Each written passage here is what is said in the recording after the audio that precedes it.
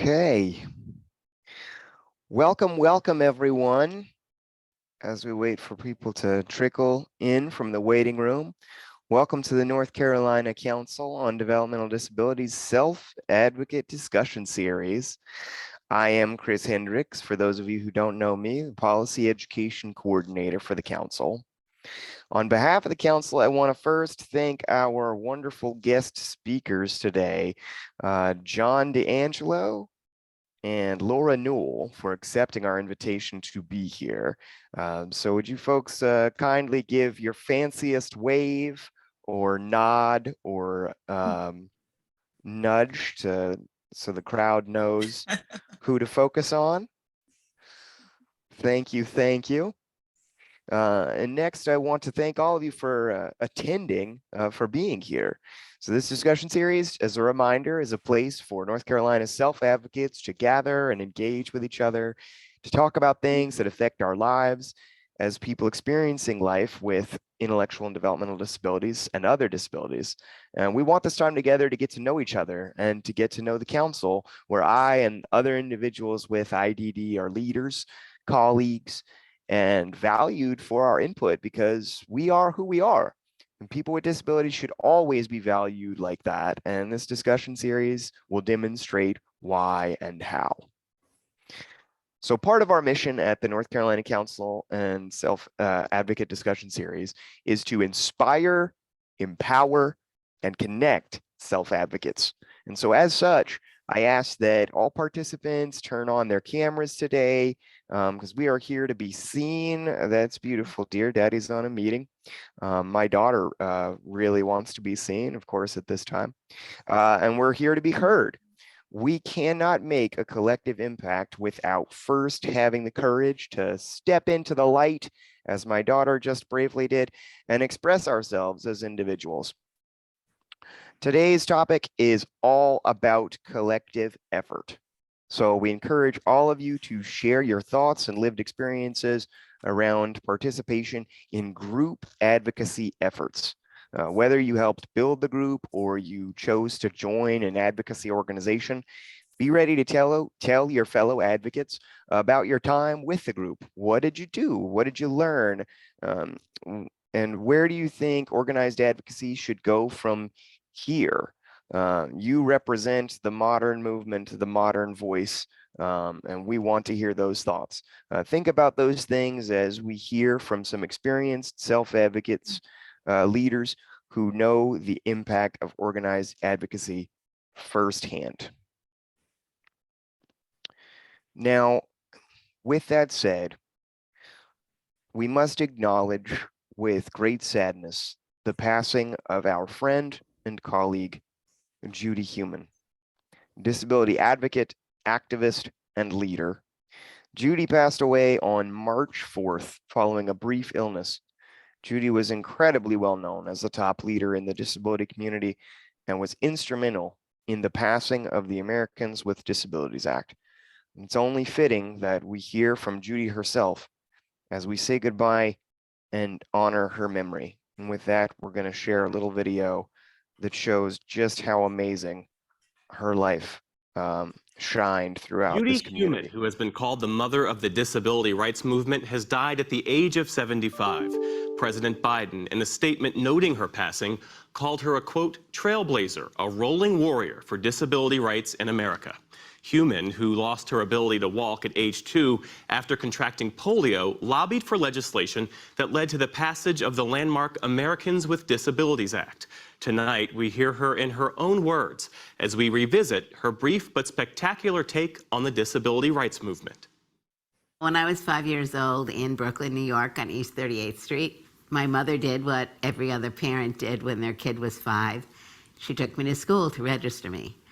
And this was in the early... We're not seeing the picture of the video. We're seeing the slide for Judy Heumann. Sorry about that.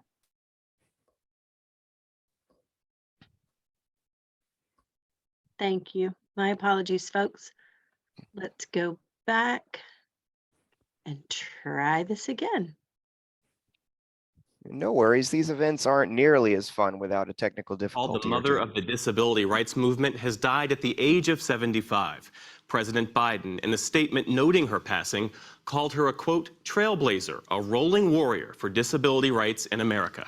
Human, who lost her ability to walk at age 2 after contracting polio, lobbied for legislation that led to the passage of the landmark Americans with Disabilities Act. Tonight, we hear her in her own words as we revisit her brief but spectacular take on the disability rights movement. When I was 5 years old in Brooklyn, New York, on East 38th Street, my mother did what every other parent did when their kid was 5. She took me to school to register me. And this was in the early 1950s. There were no motorized wheelchairs, so she pushed me to school, and it wasn't accessible. She pulled me up the steps, and the principal said I couldn't go to school because I was a fire hazard. I don't really know that there was an explanation. It just was. I think the average person, they see disability as a threat to not being able to do things as people have typically done them. And I think there's truth in that. But the question is it because one has a disability or because society itself has constructed itself in such a way because they haven't seen us? Discrimination against disabled people has existed from the beginning of time. And we're in a place right now where, because of other movements, civil rights movement, the women's movement, the Black Lives Matter movement, etc., people are speaking up and out. One of the first pieces of legislation that the disability community really engaged in was getting regulations developed for a provision of law called Section 504. Section 504 says you can't discriminate against someone who has a disability if the entity is receiving money from the federal government. It was the first time that many of these young disabled people felt a part of something and really felt that they were making a difference, not only for their lives, but for the lives of many others. There is a shift, I believe, going on in our society where we're looking at race and gender equality and disability as issues that we need to address, that diversity is something that makes our companies stronger, that diverse businesses provide better services for customers. I also am a very big believer that the disability rights community cannot stand on its own. We need to be working with all other movements, and we want all other movements to be inclusive of disabled people. If we are actively learning and working together, we can do things like make sure when housing is being built in our communities that it's accessible, not just for people who have physical disabilities today, but if you're going to have a physical disability tomorrow. I think having a disability really has allowed me to do and get in touch with so many things and opportunities that otherwise would not have happened. People look at us as the label of our disability.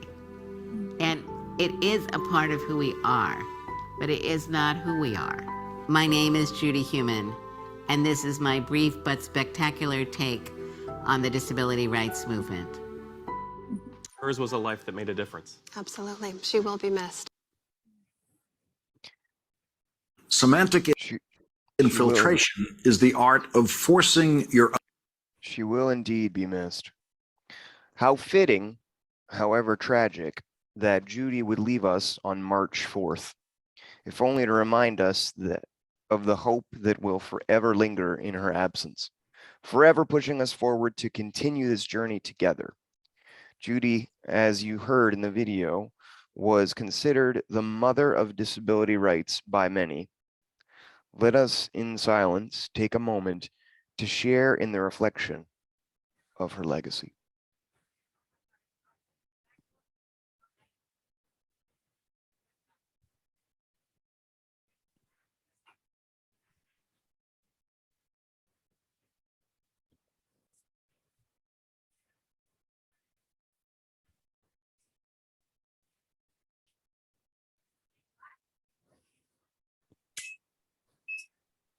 She'll be missed, but not forgotten. Next, I want to remind everyone that March is DD Awareness Month. In 1987, President Ronald Reagan issued the initial public proclamation that the month of March should be recognized as Developmental Disabilities Awareness Month to increase public awareness of the needs and potential of Americans with developmental disabilities. I'm going to read that last part again. Public awareness of the needs and potential of Americans with developmental disabilities. I hope that stays with you as much as it stayed with me. Governor Cooper has signed a proclamation for stating that March 2023 in the state of North Carolina is recognized as Developmental Disability Awareness Month. And we thank you, Governor Cooper. You can access the proclamation on the North Carolina Council for Developmental Disabilities website at www.nccdd.org. The link will also be sent out after this session, along with some other resources. So we've already had quite a full session. So let's take a moment to relax into our time together before we introduce or reintroduce our speakers with our jokes of the day. So just a quick side note about this first one, which I'll tell you afterwards. Why do people say break a leg before actors have auditions? Because they want to get in the cast. The reason why I love this one, y'all, is that that's actually true.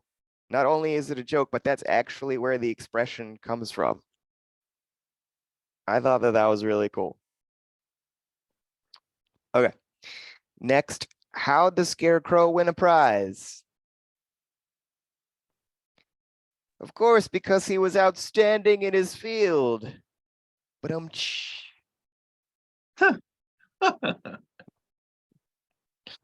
I knew Philip would laugh at that one.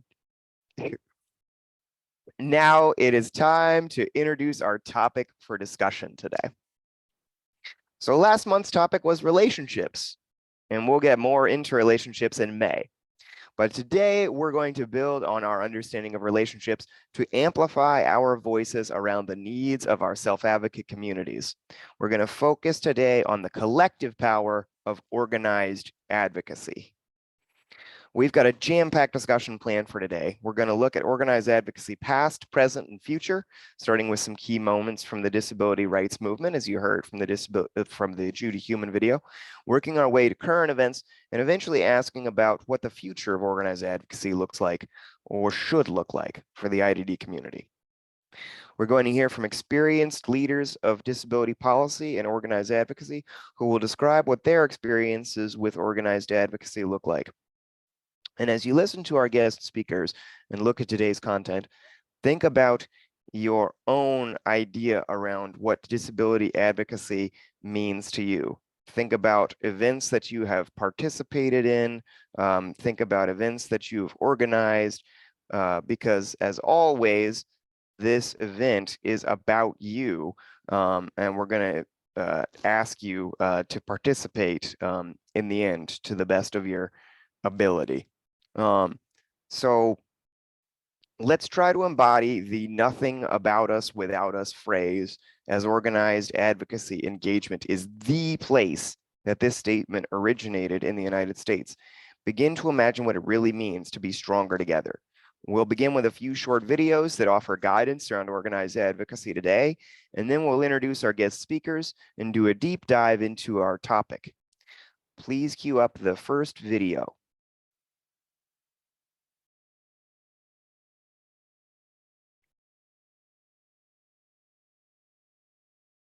Next slide, please.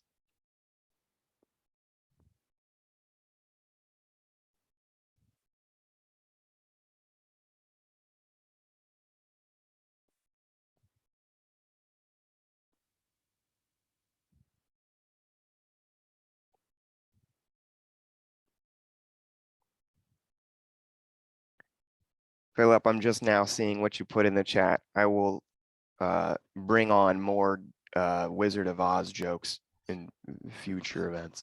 Promise.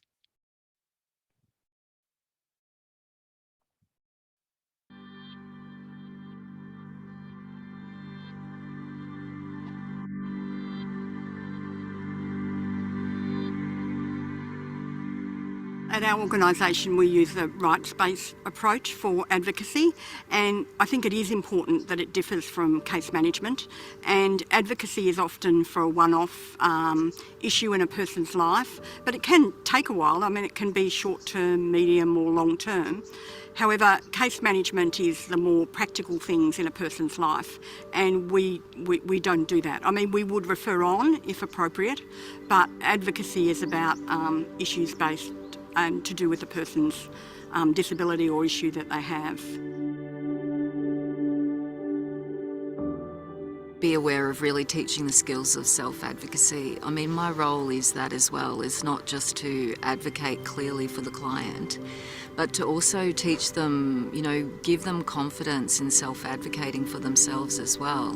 So the more we can teach them how to self-advocate, encourage them to make their own phone call, whether it be that they're making the call themselves and we're just sitting on the periphery with them to say we're supporting you. If we had to hop, you know, step in on that call, we could, but to give them the opportunity to do that, I think is really important.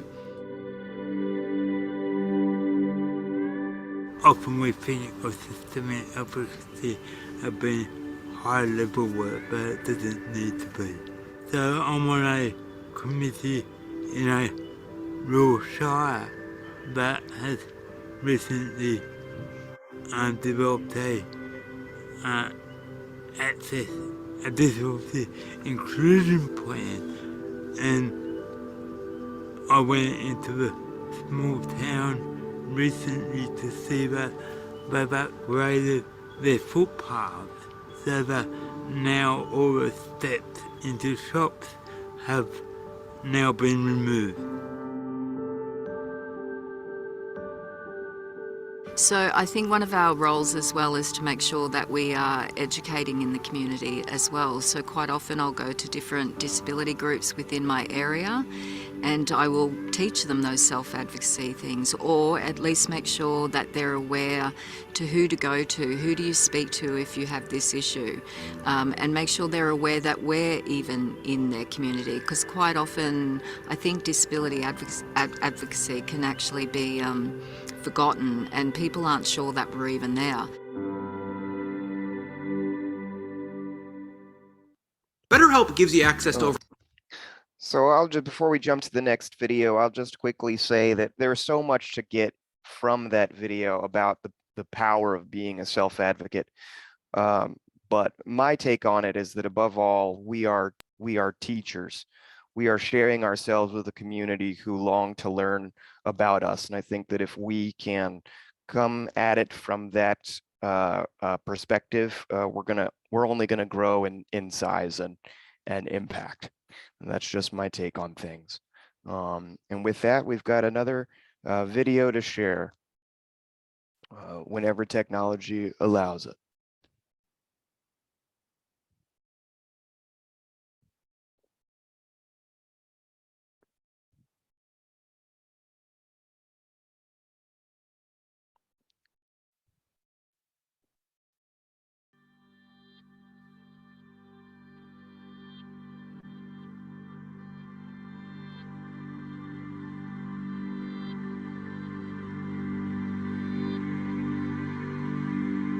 The basic skills I think that you need is to be able to have really good communication skills, to be a good mediator, to be able to read people extremely well, because I think that's really important when you're going into meetings and actually dealing with the client themselves.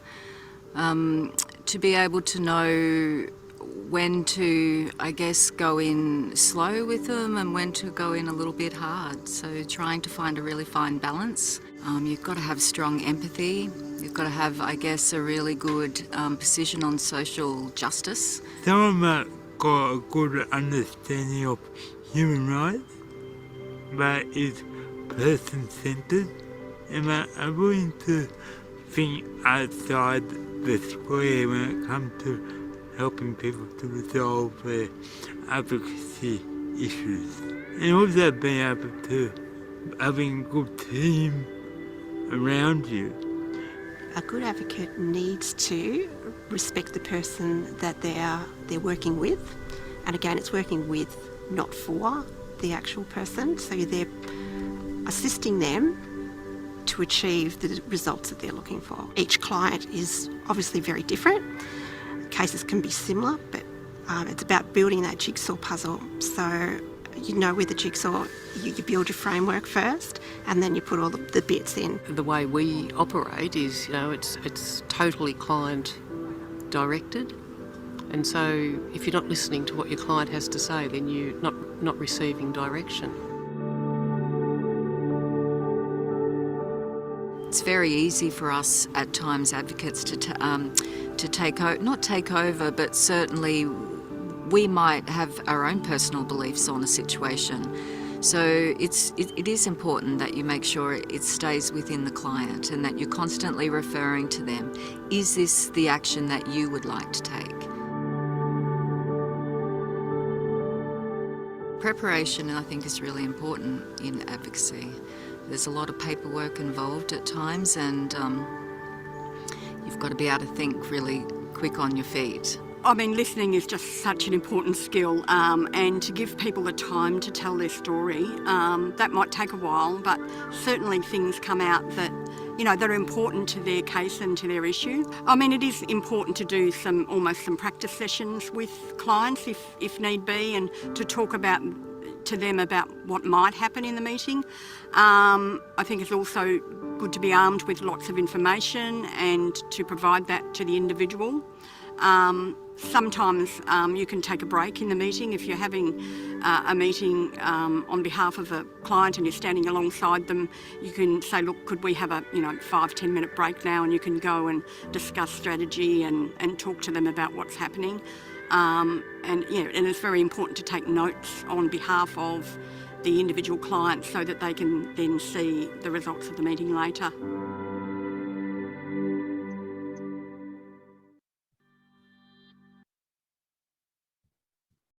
Once again, so much to take away from that video.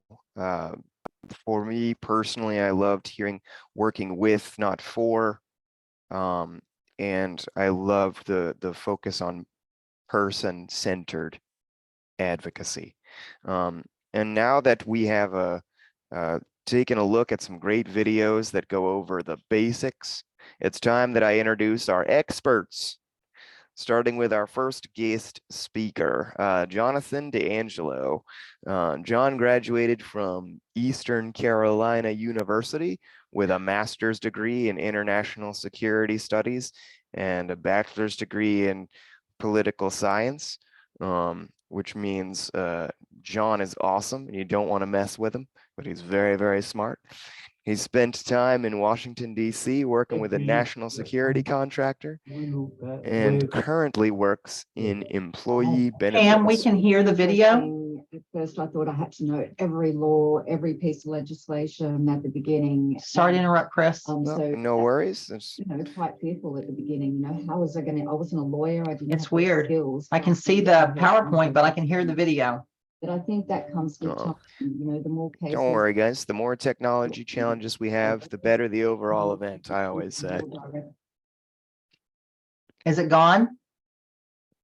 All right, it's gone. Okay. John is a self-advocate who has worked on a variety of organized advocacy events, and we're very thankful that he's currently a member of the North Carolina Council on Developmental Disabilities. Everyone, please give a warm self-advocate welcome to Jonathan D'Angelo. Welcome, John. Glad to be here. So, John, I'm going to make it nice and easy for you. What is organized advocacy and why do we do it? That's not a really big question, is it? Sure, not at all. Organized advocacy is basically where a group of people come together and work on a particular issue with a common strategy. A big reason you do it is because multiple people saying the same thing, the policymakers, decision makers, whoever, they know that it's not just your issue, that it's a broader systemic issue. And hearing the same thing again, it's just helpful. And these days, it seems like we need to be repeating ourselves as often as possible, particularly in the IDD community. And we need to do what we can to amplify our voice, as you know probably better than anyone. What do you think is the best way to recruit people to join your cause or our cause? So I think there's basically two groups of people. There's people people who are in our community who understand our issues.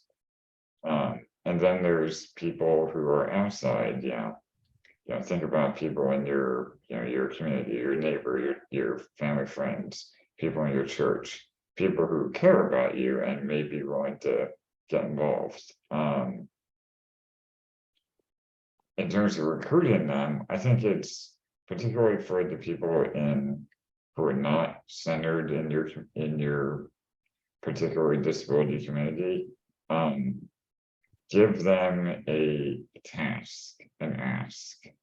Say, hey, can you do something? Get involved with this particular action, so that you give them something very precise to do. I think that's been very helpful with things I've done. Some of us in this community and other communities might call that a call to action. Is that fair to say? For sure. So, I get that the precise call to action and probably keeping it to one or two things in order to make it easy. But people are very impacted, as we saw with story. We started with today's session with Judy Human, very, very impactful story. How should people with disabilities use their personal story to make the most impact? I think personal stories are incredibly important because it takes an issue from a very policy wonky perspective and humanizes it. And it also makes it more of a tangible issue.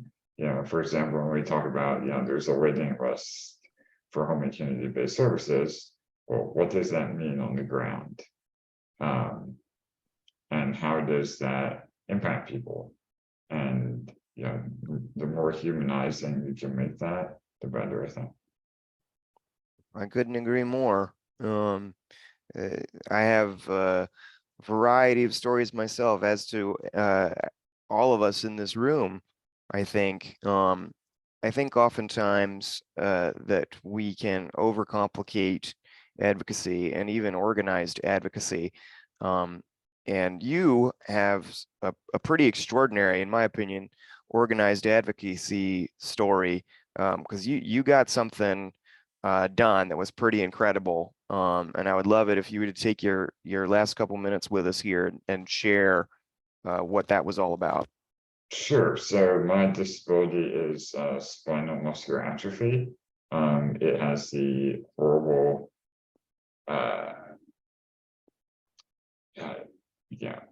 it's known for being the #1 genetic killer of infants. And in 2016, on Christmas Eve, we got a miracle where the FDA offered full FDA approval for the first ever drug to treat this condition. If you dose kids while they're still pre-symptomatic, you can actually stop the disease cold. We have kids who we know would be dead or on a ventilator who are, hitting every developmental milestone. Which sounds great. Problem is, this drug is incredibly expensive. Each dose, which you need one approximately every 4 months, costs $125,000. So obviously payers, would be Medicaid insurance companies, were not very happy about this, but we knew this is something that had to be done. So what I did with North Carolina Medicaid was I organized a campaign of both people within the SMA community and outside to do a letter writing campaign to talk about this issue and let North Carolina Medicaid know that their original policy for this drug excluded a large number of people who would benefit enormously. I've benefited from it enormously. And we got lucky that their argument was not the most sound in terms of the science, in terms of the clinical trials. So we were able to make the case, and yeah, North Carolina, in my opinion, now North Carolina Medicaid has one of the best coverage policies for this drug, I think, in the country. It's very simple. If you have a DNA test that says you have this condition, and you have Medicaid, you're covered. It's very simple. Wow. Wow. So yeah. I'm going to go a tiny little bit off script here and ask you a quick follow-up question. Sure. How long did that letter writing campaign take to make an impact? So I got wind of the public comment period probably about a week or two after it was posted. So it was took around 6 months. Wow. And for that period, you know, cardiologists like to say time is muscle. Well, for SMA, time is muscle too. So Absolutely. getting that treatment in place quickly is vital, or was vital. So, Ladies and gentlemen, you heard it. This guy organized a letter writing campaign, and within 6 months, he made a huge impact. Never let it be known that a small group of people can't make a big difference in a short period of time, because time matters. Thank you so much, Jonathan. It's always a privilege to have you with us. And now I'd like to introduce you to our legacy self-advocate leader, Laura Newell. So if you don't know Laura, in 1993, Laura found her calling as a peer mentor in the Day Support Center at InReach, which is a North Carolina provider organization. And in November 1998, she started the Self Advocates of Mecklenburg group, which is a group that's advocated for change for almost 25 years now. She loves teaching adults with disabilities how to advocate for themselves, and she is also an author and published her book, Hope is on the Horizon, and they're currently working on book 2, I believe. Welcome, Laura. Thank you for being with us today.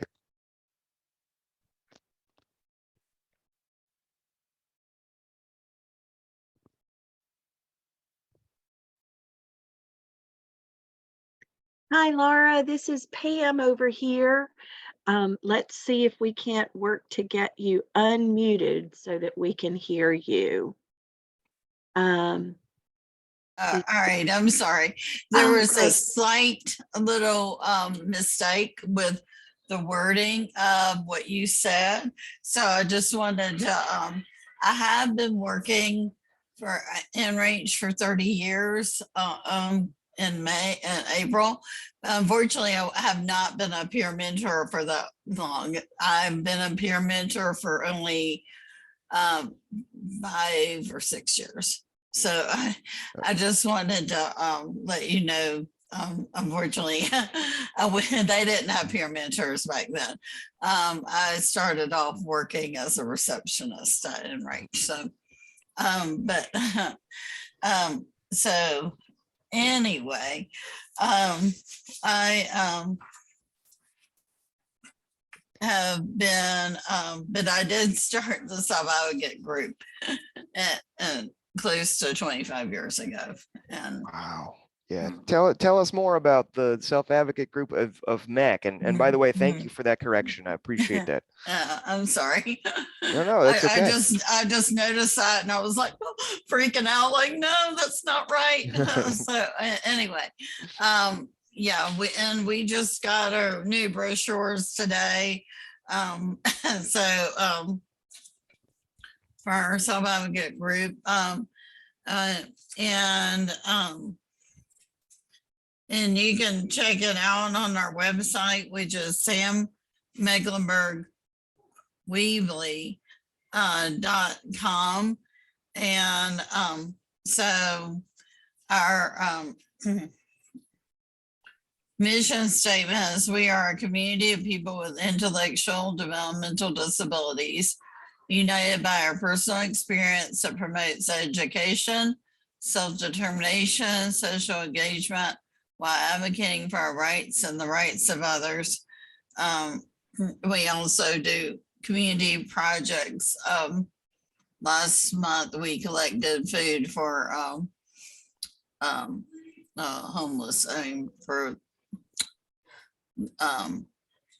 food to the people who go to the food bank.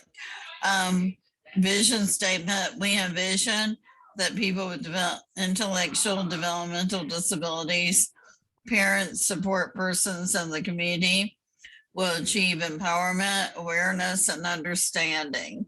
So we do a lot of different things. As I said, we collected food for the food bank at our last meeting. We have collected school supplies for kids with first and families who would have disabilities. And we've and of course we wrote a book. So this is the Hope is on the Horizon book. Is available on Amazon. We have several different stories from people who have disabilities. I was not born disabled, but I had a fever in the brain that was 105 degrees when I had chicken pox when I was 3, and I almost died. In fact, the doctors had told my parents that I probably would die. So they were wrong. The God kept me around here for a reason. So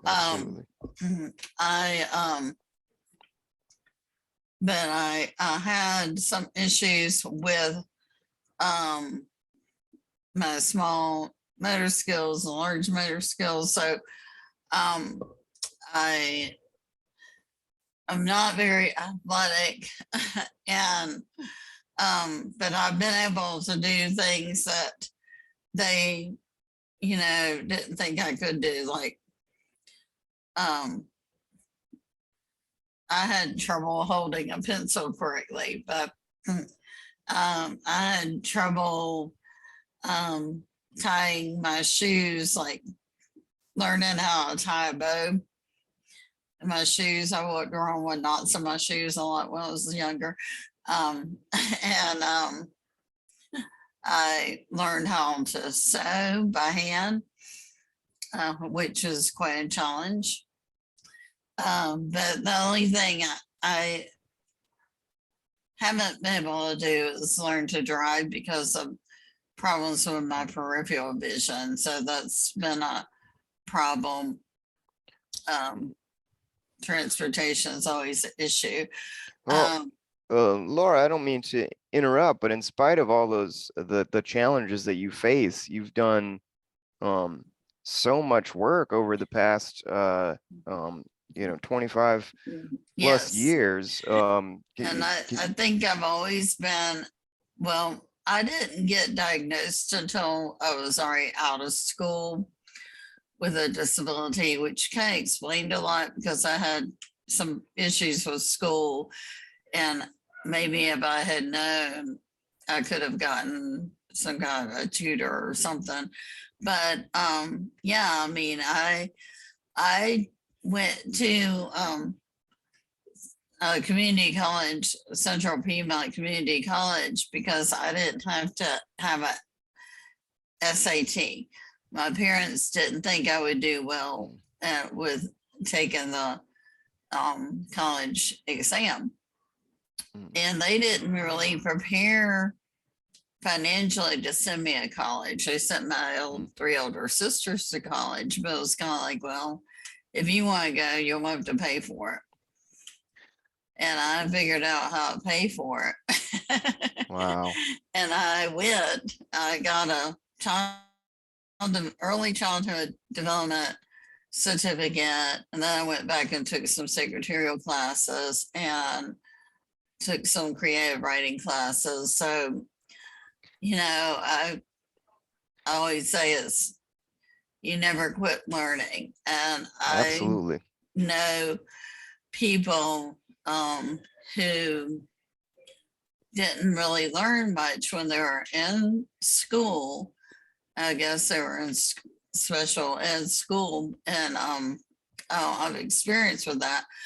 Who, I mean, I know a couple of people who didn't really learn how to read very well, and they're like 60 now, and they've gone back to actually go back to CPCC for remedial classes to work on reading. And I'm like, you know, that's so inspirational to me, because no matter how old you are, you can always learn something new.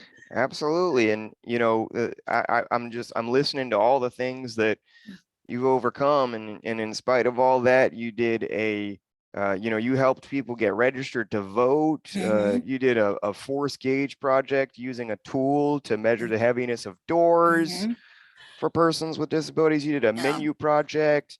Tell us about some of those projects you were able to participate in and organize.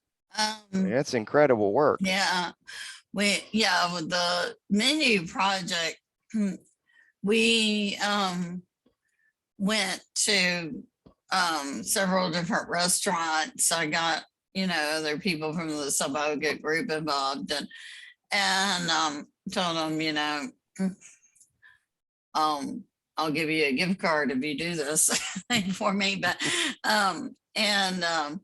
so they went to different restaurants to or went on their website to see how accessible they were for people who could not, you know, maybe had low vision. And we also incorporated, like, McDonald's has a picture menu. So if you can't read very well, you can just point at the hamburger and say, you know, I want that. So we checked out, like, some places have like a talking menu or read out loud function on their menu on their website.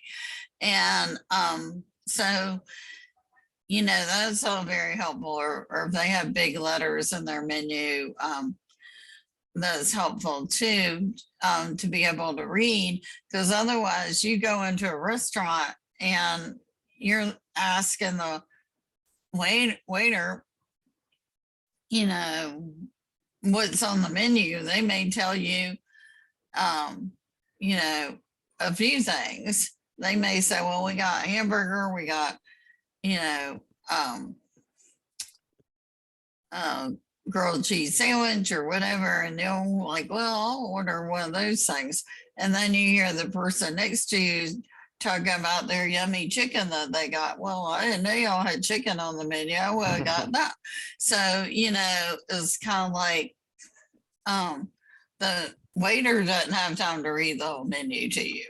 And so we checked out 50 restaurants. 25 of them were compliant. The other 25 got a nice letter from me that told them of their need to be compliant. I was impressed with Applebee's has a Braille menu.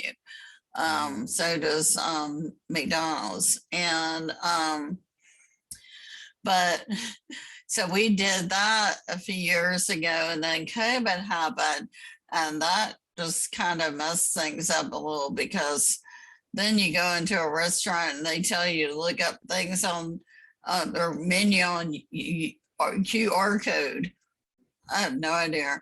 I was like, what's a QR code? Like, okay, y'all just undid everything we just did this past year by making it more difficult for us to understand what's on the menu. So COVID was definitely you still accomplished so much in spite of that, and all this talk about food is making me hungry. This is Melissa Swartz. I have a question for Laura because I've pretty much known of her my entire 20+ year career here. And I just wanted to ask, she has done a lot of advocacy, but I also know that for a long time, the Council on Developmental Disability had an initiative called the Americans with Disabilities Act, or the ADA Network Initiative.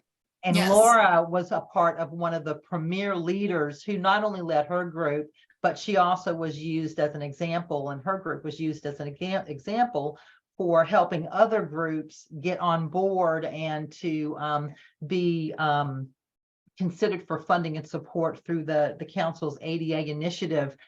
Laura, tell me, can you tell real quick? I know Karen Hamilton was always a part of that initiative. Yes. Did you work very closely with Karen Hamilton, and what were some of the things that you two did yeah, together she was actually the one who Karen Hamilton and Philip Woodrow both helped with our advocacy projects by, you know, giving us gift cards or giving us money to for our group to do these projects. And we went through several of us went to a training several years ago and learned about the ADA so we could teach others in the group about it. And so whenever we have in July, when we have the ADA anniversary, we'll always give some kind of a presentation about the ADA and like, what does the ADA mean to us? And you know, I'll call it the Disability Independence Day. So, and so it, I've enjoyed learning about the ADA and, you know, training others on and the training ADA. others, yeah, on the you know, ADA. and just put into practice, like whenever we go on trips and stuff, like because sometimes we do travel training, and it teaches money management, it teaches them about a new culture, it teaches them about, you know, advocacy. And that's something that you do right now at InReach? Yes. Is that something? Okay, so we can also share your contact information at InReach if people are interested in doing that through InReach, if they're in your area. Now, I do know we're running out of time, and I need to pass this back to Chris. Okay. So Chris, you can have your speakers back and you can get us back on track on our schedule, our agenda. And I didn't get to talk about the CATS project where we we got advocated for you know, with the Charlotte Transit about their bus system, and you know, either adding a route or adding more service to a route. And so you know, the last we weren't able to accomplish anything in 6 months like Jonathan did, but we did accomplish getting a bus route closer to where I used to work. It only took 3 years, but we got it done. And we've met with various different politicians on the, you know, city council, the state legislator, even national leaders like John Edwards or Alma Adams to get things done. You know, whether it's we're talking about, you know, we need more funding for our services, or you know, or we need y'all to change a law. Hey, Um, Laura, I hear you. And I apologize for interrupting. You should have your own day because you've done so, like your own day to share all the things that you've done, and they're really incredible. And I want to hear more about the things that you've done, and I'm going to share some of the things out as resources. You know, you've been such an inspiring leader in our community. Yeah, I feel like you've sparked some advocacy ideas for the participants here. And I just like to take a moment before we go to our resources and ask our participants to share any advocacy that they've been involved in um, over time, like Laura and like John, anything that you've organized yourself or anything that you've participated in that you'd like to share. And I also want to invite you, if you haven't yet, to share yourself on camera if you're willing, if you would like, so that we can see your lovely face, if you're willing. And anyone who wants to participate and share their experience, raise your hand. Either physically or in the chat, or share in the chat, and you can answer one or both of these questions. Number one, tell us about when you participate in an organized advocacy event, or number two, tell us about when you organized an advocacy event yourself. And we probably got time for one or two shares if someone is willing. Yvonne, I see you've got your hand up. Would you like to share? Yeah, we organized, us and the Self Advocates organized an event in 2016, went to DC and met Alma Adams, and we were advocating for, oh my God. Well, Laura, what was that about?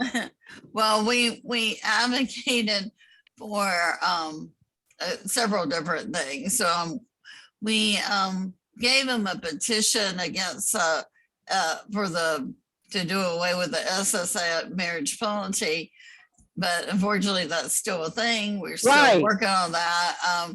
We were talking to them about, you know, the need for more affordable housing and for Medicaid to fund more services.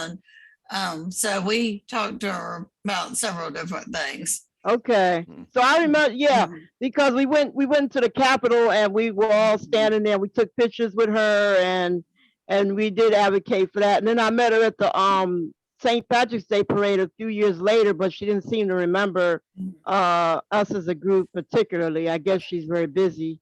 But yeah, we did that in 2016.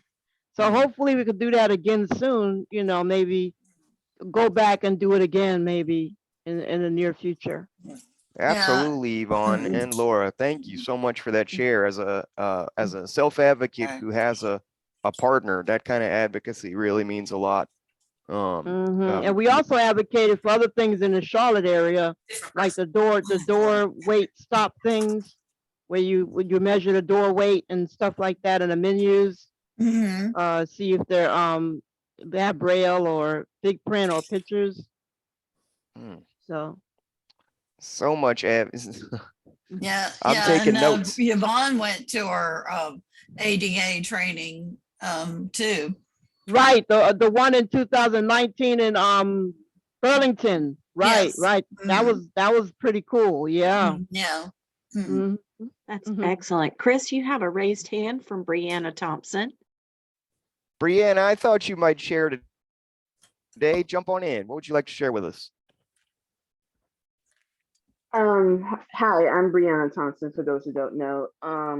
Actually, about the beginning of March, I went to Washington for Pcori, and I was able to meet the work group in person that I've been working with since last year around November, around that time. And in the DC trip, it was very emotional for me, since my mom was able to witness me advocating for what people with disability need in the future and in the present. And we did a lot of like group activities, but I felt really happy that my mom was able to be proud of me and see my work in action. I'm getting emotional thinking about it, but yeah, it was a lot. And they asked about what made you what makes you what drives you to advocate. And I told them that I want to advocate for my sister and people that don't have a voice to advocate for themselves. So yeah. Brianna, that is indeed very, very powerful, and how fitting that that be our exclamation point share, if you will, because you know, advocacy, y'all have demonstrated today that advocacy is indeed power. And we all, the great thing is that we all have that power. We all have that power. And I don't know about you, Melissa, but I'm just going to throw this out there. It doesn't necessarily have to be the next one on our list, but I think we're going to have to do a part 2 of this in a couple months, because there's just so many stories of organized advocacy. And I know that we've got other shares, and they're all emotional and they all matter so much to each and every one of us. And this event, it goes by too fast. There's only so much we could accomplish in an hour. I wish we could extend it, but I want y'all to have the resources that you could take advantage of and have access to if you so desire, if you want to participate in organized advocacy, as you so deserve to do so. So I'm just going to take a couple minutes to go through them.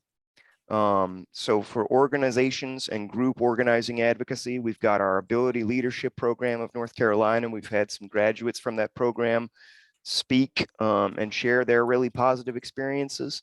We've got the Self-Advocate Resources and Technical Assistance Center, or SARTAC. It's quite a mouthful, and it does indeed have a lot of resources. The Self-Advocates Becoming Empowered, or SABE, the original internet self-advocate resource, as I like to call it. For those who are younger and prettier than me, we've got the Youth Lead North Carolina resource led by our own Kay McMillan. And you've of course got the Green Mountain Self-Advocates group as well. And we're going to share some of the advocacy groups and advocacy resources that Laura mentioned as well as part of those resources. And some important dates for people to keep in mind really quickly. On Wednesday, March 15th, that's today, but not right now, but later in the evening from 6:30 p.m. to 8, we've got Work Together in C. April 25th and 26th, we've got Voices and Choices Conference out of Vermont. And I believe that's virtual. And Wednesday, May 30th at 6 to 7:30 p.m., we've got our virtual Elevatus Relationship Training event hosted by our very own North Carolina Council. And that's intimate and romantic relationships. For anyone who is interested in that, reach out for more details. And then Thursday, March 16th, that's tomorrow from 4 to 5 p.m. We've got the NACDD Self-Advocate Discussion Series. That's the National Self-Advocate Discussion Series. And they've got some really, really awesome conversations and some really cool shares going on. So definitely participate in that if you're able. And with that, I'm going to ask that y'all definitely join us for our next self-advocate discussion series, which is going to be Wednesday, April 19th, I believe. Did I get that date right? I certainly hope I did. Yes. Whoa, I did get it right. Imagine that. And I think that's going to put us right at 2 o'clock. I didn't ramble too quickly through everything. But I do want to take a moment to thank everyone for joining us today. Thank you so much to our ASL interpreters, Jenny and Karen. Thanks so much to our speakers, John DeAngelo and Laura Newell. You are indeed powerhouse leaders when it comes to organized advocacy. Thank you to Laura Schroeder. Thank you to Tamara and Erica for our Spanish interpretation. Thank you to Pam and Letha and my co-pilot, Melissa Schwartz, for doing an amazing job. And thank you above all to our attendees for listening and sharing and being willing to be vulnerable. With vulnerability, honesty, and knowledge comes power, and you've certainly demonstrated that power today. We appreciate you. Thank you for coming. Please join us the next Self-Advocate discussion series, Wednesday, April 19th. Thank you. Thank you all. Thank you for being here. It was fun. Hey, Laura. John, thank you, Yes. Laura. Would you have just a moment after we end? Yes. Okay, thank you.